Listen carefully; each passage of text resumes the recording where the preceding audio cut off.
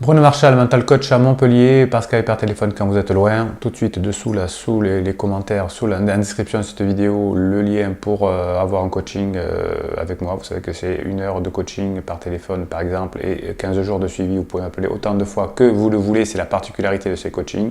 De soit encore les fichiers de neurohypnose qui vont changer votre vie. Et nous sommes à la deuxième vidéo de qu'est-ce qui fait qu'un couple réussit. Et dans la première partie, je vous expliquais que ça venait d'un sens du sacrifice, puisque lorsque on va voir un psy qui nous explique, ou qu'on lit des bouquins, nous explique que ce qui est important c'est son bonheur personnel, eh bien on n'atteint jamais ce bonheur et on va voir de plus en plus de psy. En revanche, quand on est sur quelque chose qui nous dépasse, sur la notion de famille, de tribu, de protection, etc., en tout cas plus pour les hommes d'ailleurs, eh bien on atteint ce bonheur-là. Voilà, donc on continue aujourd'hui par vous expliquer comment ça fonctionne, cette notion d'éthos.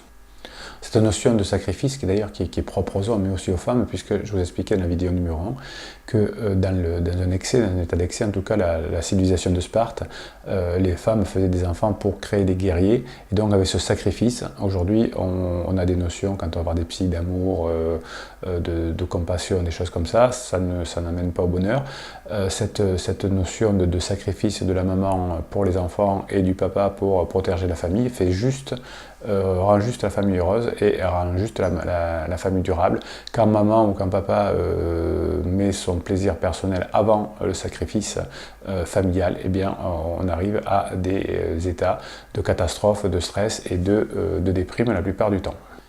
Alors de mon point de vue, en tout cas, ce n'est que mon point de vue et de mon point de vue de coach depuis 1999, pourquoi les couples heureux ont-ils le sens du sacrifice? Eh bien parce que ça vient de l'ADN. La nature fait bien les choses. On ne peut vivre en société, l'homme ne peut se reproduire que dans la notion de groupe et de tribu. On est trop faible pour survivre tout seul. Alors aujourd'hui, bien évidemment, on a l'État et heureusement qui nous aide par des aides sociales et des choses comme ça. Mais dans notre ADN, seul on meurt. Donc quand on est seul, quand on poursuit un plaisir personnel, individuel, eh bien qu'est-ce qui se passe? Eh bien on va être contre finalement la nature et notre programmation de l'ADN, et donc c'est pour ça qu'on est en situation de stress, de panique. Alors on va compenser par de la méditation, du pilate, du nail art, etc. Mais on n'arrive jamais à nos fins. En revanche, dès qu'on sert un objectif qui correspond à notre ADN et à la nature, effectivement, comme on est en harmonie avec la nature et avec notre ADN, et bien à ce moment-là, on atteint le bonheur, le plaisir, et là, à ce moment-là, je m'aperçois que c'est dans ces conditions-là que les couples sont heureux et durent longtemps. Alors pourquoi ça fonctionne comme ceci? C'est simplement quand on protège ses enfants, quand on protège sa famille, eh bien on sent une montée finalement de fierté, d'accomplissement de notre devoir, etc. Et c'est cet accomplissement de notre devoir, cette fierté qui va créer ce bien-être, ce bonheur. Donc si on fuit pour avoir des plaisirs immédiats, eh bien on va avoir à terme de la souffrance. Et si on a une souffrance, un sacrifice dans le court terme, eh bien à court terme on a du bonheur. C'est toujours ce principe de la loi de l'effet inversé, c'est que quand je cherche un plaisir à court terme, j'ai de la souffrance à long terme, et quand je cherche de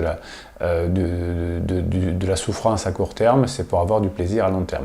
Voilà, donc c'est pour ça que la notion de sacrifice entraîne une notion finalement de fierté, une notion de réussite, et cette notion de protéger, d'être utile, eh bien va créer cette notion de bonheur juste derrière. Alors il y a juste un petit biais là-dessus, il faut faire attention, c'est qu'il ne faut pas que cette notion de sacrifice du papa ou de la maman ou du couple devienne une notion pour dire regardez comme je suis fort, une notion égotique.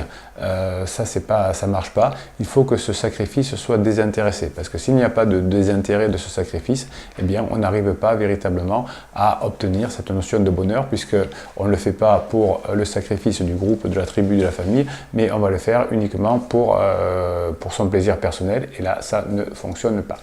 Donc qu'est-ce qui fait que l'on va être heureux dans ces cas-là? C'est qu'on a une notion de l'honneur, on ne le fait pas pour soi, mais pour un honneur, pour protéger son groupe, sa famille et sa tribu, pour que les enfants puissent plus tard, bien évidemment, en bénéficier. Voilà, c'était la deuxième partie de cette notion de fonctionnement de couple et cette notion de bonheur et de sacrifice. Ce n'est qu'un point de vue personnel, encore une fois, c'est juste ce que j'observe depuis des années.